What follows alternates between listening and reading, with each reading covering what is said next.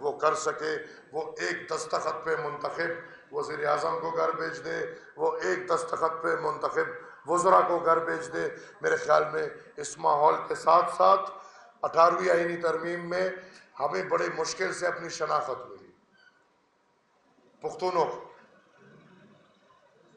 پر اس میں ہمارے ساتھ کیا ہوا؟ اس وقت خیبر ملا دیا۔ خیبر پختونخوا نام رکھنا ایسے ہے کہ ہم کہیں کہ آپ سندھ کا نام رکھ لیں حیدرآباد سندھ، یا آپ بلوچستان کا نام رکھ لیں گوادر بلوچستان، یا آپ پنجاب کا نام رکھ لیں ملتان پنجاب، باول نگر پنجاب۔ خیبر ہمارا ایک ضلع ہے، ایک پاس ہے، اور اس کے ساتھ کیا ہوا کہ ہمیں اب سب نام نہیں لے رہے، بھائی کے پی کے، کوئی کے پی، کوئی پی کے، کوئی کے پی کے، لہٰذا عوامی نیشنل پارٹی اور میں نے اس آئینی ترمیم میں یہ بھی تجویز کی ہے کہ خدا را یہ خیبر کو ختم کرو، شناخت ہمیں دے دو، پختونخوا ہمیں دے دو، تاکہ لوگ ہمیں پختونخوا کو بتائیں۔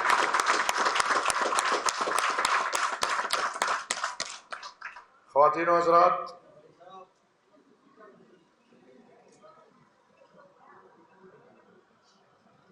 میں یہ سمجھتا ہوں کہ پاکستان ملک اور اس ملک کے اندر رہتے ہوئے تمام قومیتیں ٹائم بام کے اوپر زندگی گزاریں۔ یاد رہے کہ جب تک ایک ملک، ایک قوم، ایک زمین پہ امن نہیں ہوتا، اس ملک، اس قوم یا اس زمین کبھی ترقی نہیں کر سکتا۔ آپ کی معیشت کبھی بھی بہتر نہیں ہو سکتی جب تک آپ کی زمین پہ امن نہ ہو۔ اور اس وقت ہماری ریاست، جس کو یہ عادت ہے کہ اس نے جنگ پہ اپنی اکانومی چلانی ہے، جس کو یہ عادت ہے کہ اس نے بندوق کا استعمال کر کے پیسے کمانے ہیں، اس نے اس ملک کو اس نہج پہ لے آئے ہیں کہ آج حقیقتاً ہم اور آپ ٹائم بام پہ زندگی گزاریں۔ یہ پتہ نہیں چل رہا کہ یہ بام کب پھٹے گا، یہ بلوچستان میں پھٹے گا، یہ بام پختونخوا میں پھٹے گا، یہ کچے میں پھٹے گا، یہ پکے میں پھٹے گا۔ بدقسمتی سے یہاں پہ جو ڈاکو کلچر ہے، جو کچے کے ڈاکو، پکے کے ڈاکو، انہوں نے اس ملک کو بالکل لیچ کی طرح پکڑا، اور ہم اور آپ کے لیے پھر بدقسمتی کی بات کہ پھر سامنے بولا جاتا ہے کہ اگر اس ملک کے لیے 50,000 لوگ مرتے ہیں تو یہ کوئی بہت بڑی بات نہیں۔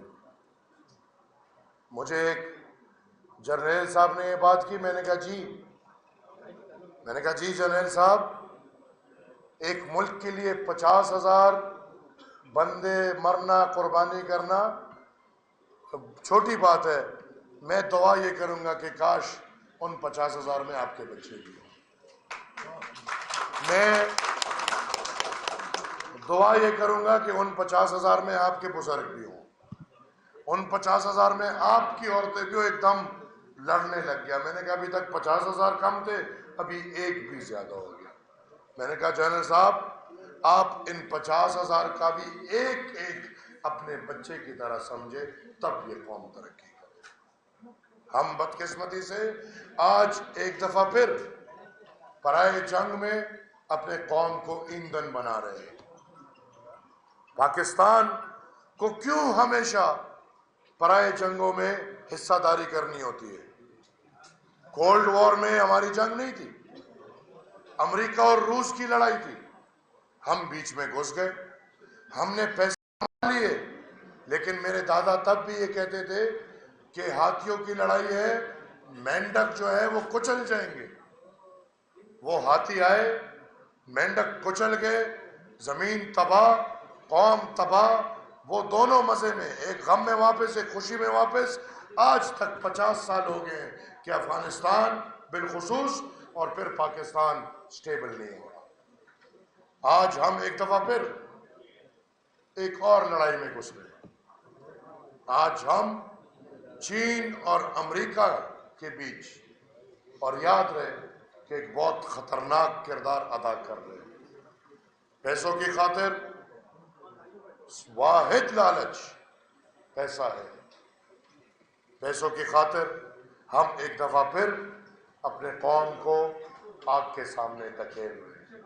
ہمیں چین اور امریکہ کے بیچ میں کچھ لینا دینا نہیں چاہیے، بلکہ ہمیں روایتی طور پہ اپنے نظریے کو بدل کے اسٹیٹ کو، ریاست کو، یہ جو جنگی نظریہ ہے اس کو بدل کے اپنے ملک کی ساکھ کی خاطر، کیونکہ ہم نے ساری زندگی ہر ملک میں غلط حرکت کی۔ ہم نے افغانستان کو ڈیسٹیبلائز کیا، ہم نے ہندوستان میں اپنی حرکتیں کی، چین میں سنکیان صوبہ بہت عرصے تک ہماری وجہ سے دہشت کا مرکز رہا ہے۔ اسی طرح ایران میں یہ اب چھپی ہوئی باتیں نہیں ہیں، اور اب ہم چیخ رہے کہ وہ ممالک پاکستان میں عمل دخل کر رہے۔ میرے دادا ایک بات کرتے تھے کہ اگر آپ کسی کے گھر کنکری پھینکیں گے تو آپ یہ تصور نہ کریں کہ اس گھر سے آپ کی طرف پھول آئے گا، بلکہ اس گھر سے آپ کی طرف اس کنکری سے بڑا پتھر آئے گا۔ آج اس قوم کو ہم نے جس آگ کے سامنے کھڑا کر دیا ہے، اس کا ذمہ وار واحد اور واحد ہمارا پاکستان کا دفاعی ادارہ ہے۔ اس دفاعی ادارے کے غلط پالیسیاں ہیں، جن غلط پالیسیوں کی وجہ سے پاکستان ایک غیر مستحکم ملک بن گیا ہے۔ میں سمجھتا ہوں کہ ان دفاعی اداروں کو تاریخی طور پہ اپنے نظریے سے ہٹ کے جو تاریخی غلطیاں کی ہیں ان کی معافیا مانگنی چاہیے، جن کے ساتھ ظلم کیا ہے ان سب سے معافیا مانگنی چاہیے، اور قوم کو یہ دلاسا اور ڈانٹ دینا چاہیے کہ اس کے بعد یہ لوگ اپنے قوم کو اپنے بچوں کی طرح پالیں گے، یہ نہیں کہ سوتیلے بچوں کی طرح پالیں گے۔ اور اگر ہم یہ اقدام جلد از جلد نہیں اٹھاتے تو یہ ٹائم بام پھٹے گا۔ اور میرے بھائیوں، میری بہنوں، آپ نے دیکھا کہ پچھلی دفعہ بھی یہ آگ جب لگی تو یہ پختونخوا تک نہیں رکی، بلکہ وہ آگ پھیل کے کراچی شہر تک پہنچی۔ آپ کیا سمجھتے ہیں کہ اس دفعہ وہ آگ رک جائے گی؟ میں یہ سمجھتا ہوں کہ اس دفعہ اس سے زیادہ خطرناک ہے اور اس سے زیادہ حد تک یہ آگ پھیلے گی۔ آج پختونخوا پولیس کے رٹ میں نہیں ہے، آج آدھا پختونخوا دہشت گردوں کے رٹ میں ہے۔ خطرناک صورتحال ہے۔ پختونخوا پہ میں سیاسی بات نہیں کرنا چاہوں گا، اور کسی کو بری لگے میں پہلے سے معذرت کروں گا، لیکن پختونخوا کمپرومائزڈ ہے۔ ادھر حکومت ان دہشت گردوں کے حامیوں کو دی گئی ہے، ادھر کی حکومت نے یا اس پارٹی ہے جس نے یہ فیصلہ کیا ہے کہ وہ 40,000 دہشت گرد لا کے پختونخوا میں سیٹل کیے ہیں، وہ پارٹی ہے جس نے 102 ہائی لیول ٹیررسٹ کو صدر عارف علوی کے دستخط سے جیل سے رہا کرایا ہے۔ یہ ایک ملی بھگت ہے، اور اس ملی بھگت میں پختونخوا جل رہا ہے، پختونخوا تباہ اور برباد ہو رہا ہے۔ میری آپ سے گزارش ہوگی کہ میرے بھائیوں، میرے لیے آواز اٹھاؤ، میرے قوم کے لیے آواز اٹھاؤ، ہمارے ساتھ کھڑے ہو تاکہ ہم اس آگ کو ادھر ہی روکیں، نہیں تو یہ آگ پورے پاکستان میں پھیل سکتی ہے۔ میں آپ کے ساتھ ہوں اس نقطے پہ کہ یہ جو ایکسٹینشن کی ٹینشن ہے اس کو ہم دفن کر دیں. ہر پاکستان میں ہر 2 سال بعد سب سے بڑی ٹینشن جو ہوتی ہے وہ ایکسٹینشن. بالکل صدر صاحب، میں تو اس پارٹی کا صدر ہوں جس کو دفاعی اداروں نے بالکل دیوار پہ لگایا ہوا ہے، لیکن انشاءاللہ میرے بزرگوں نے مجھے یہ سکھایا ہے کہ جب ہم دیوار پہ لگ جاتے ہیں تو پیچھے مزید جا نہیں سکتے. پھر ہمارے پاس 2 راستے ہیں، یا پیر پڑیں گے یا گریبان پڑیں گے. انشاءاللہ پختون ہے، باچا خان کے پیروکار ہیں، یہ تسلی دیتا ہوں کہ پیر کبھی نہیں پڑیں گے. ہاتھ ٹوٹ جائے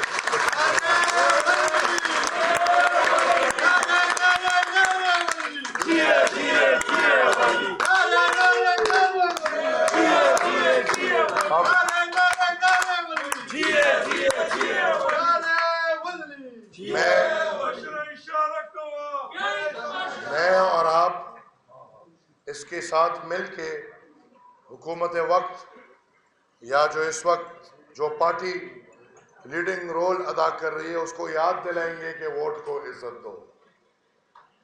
ان کو بار بار ہم یاد دلائیں گے کہ ووٹ کو عزت دو، کیونکہ 4 سال پہلے جو وہ ووٹ کو عزت دے رہے تھے آج وہ بوٹ پہ بدل گیا ہے. آج وہ ووٹ کو عزت نہیں دے رہے. میں انشاءاللہ آپ کے ساتھ کھڑے ہو کے ان سب ڈیمانڈز پہ بات کروں گا. امید رکھوں گا کہ جو بڑی جماعتیں ہیں جو اس وقت کوریڈورز میں مزے لے رہی ہیں، امید رکھوں گا کہ وہ بھی ہمارے ساتھ یہ آواز اٹھائیں. اور میں یہ نہیں کہ میری خواہش ہے، ایک وضاحت، پاکستان کی جو معاشی صورتحال ہے اس میں یہ والا سال اور آنے والے سال بڑے مشکل ہیں. ہم وہ ملک ہیں جو قرضے کے لیے ترس رہے ہیں اور قرضہ ملنے پہ جشن مناتے ہیں. میں یہ سمجھتا ہوں، میں اس کو سپورٹ نہیں کرتا، جو ایج ایکسٹینشن ہے اس کو میں قطعاً سپورٹ نہیں کرتا. Retirement is retirement. پاکستان میں بدقسمتی سے باقی ادارے ریٹائر ہو جاتے ہیں لیکن فوجی کے بھی ریٹائر نہیں ہوتا، اور وہ ریٹائرمنٹ کے بعد بھی مزے تو مرتے دم تک لیتے ہیں.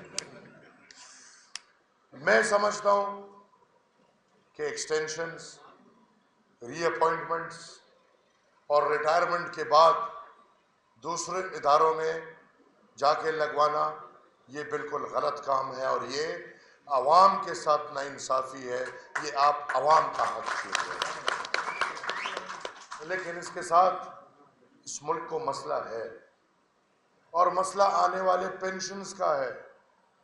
میں اتنا آپ کو بتا دوں کہ یہ جو ایکسٹینشن کی بات ہو رہی ہے 3 سال، یہ تمام ملازمین کی ہو رہی ہے، اور اس کی جو وجہ بتا رہے ہیں وہ یہ ہے کہ ان لوگ اگر یہ ریٹائر ہوتے ہیں تو پینشنز کے پیسے نہیں ہیں دینے. لہٰذا اس سب کے لیے پاکستان کو آزادی فکری اور معاشی، اور میں یہ سمجھتا ہوں کہ ہم معاشی طور پہ امریکہ اور IMF کے غلام ہیں، پابند ہیں. جو IMF چاہے گا ہم وہ کریں گے، جو امریکہ چاہے گا ہم وہ کریں گے. لہٰذا بالکل غلط عمل ہے، لیکن کبھی کبھی ملک کو مد نظر رکھتے ہوئے، ملک کی مشکلات کو مد نظر رکھتے ہوئے کبھی کبھی کڑوے گھونٹ بھی پینے پڑتے ہیں. ہم اس پوزیشن میں بیٹھے ہیں کہ ہمیں کسی فرد واحد کا نہیں سوچنا. آپ یہ یقین کریں کہ عوامی نیشنل پارٹی نہ جسٹس قاضی فائز عیسیٰ کو جانتی ہے، نہ جسٹس منصور علی شاہ کو جانتی ہے. عوامی نیشنل پارٹی نہ فائز عیسیٰ کو پسند کرتی ہے نہ منصور علی شاہ کو پسند کرتی ہے۔ عوامی نیشنل پارٹی نہ فائز عیسیٰ سے نفرت رکھتی ہے نہ منصور علی شاہ سے نفرت رکھتی ہے۔ ہم سسٹم کو پسند کرتے ہیں اور ہم چاہتے ہیں کہ پاکستان کا نظام بہترین طریقے سے چلے۔ انشاءاللہ میں سینٹ میں اور جو اسپیشل کمیٹی بنی ہے اس میں آپ کی یہ آواز ضرور اٹھاؤں گا کہ لائرز کا جو انرولمنٹ سپریم کورٹ میں ہوتا ہے اس میں جوڈیشری کا کردار ختم ہو، اپنا ٹائم، اپنا وقت اور لائرز کو لائسنس۔ مشکور ہوں ایک دفعہ پھر تمام یہاں پہ بیٹھے خواتین و حضرات کا۔ ہر بار کو فنڈ مختص کیا جائے گورنمنٹ کی طرف سے جو بھی۔ میری صدر صاحب نے مجھے بولا انشاءاللہ میں یہ بھی آواز اٹھاؤں گا کہ ہر بار کو حکومت کی طرف سے فنڈز دیے جائیں تاکہ ان کے مسائل اور مسئلے حل ہوں۔ سوال جواب میں خصوصی طور پہ پریس کلب کے صدر صاحب، پریس کلب کے جنرل سیکرٹری صاحب، کراچی بار ایسوسی ایشن کے پریزیڈنٹ صاحب، کراچی بار ایسوسی ایشن کے جنرل سیکرٹری اور کراچی بار ایسوسی ایشن کے تمام کابینہ کا مشکور ہوں جنہوں نے مجھے دعوت دی، اور آپ خواتین و حضرات کا مشکور ہوں جنہوں نے مجھ جیسے ایک کم عمر انسان کو اتنے غور سے سنا۔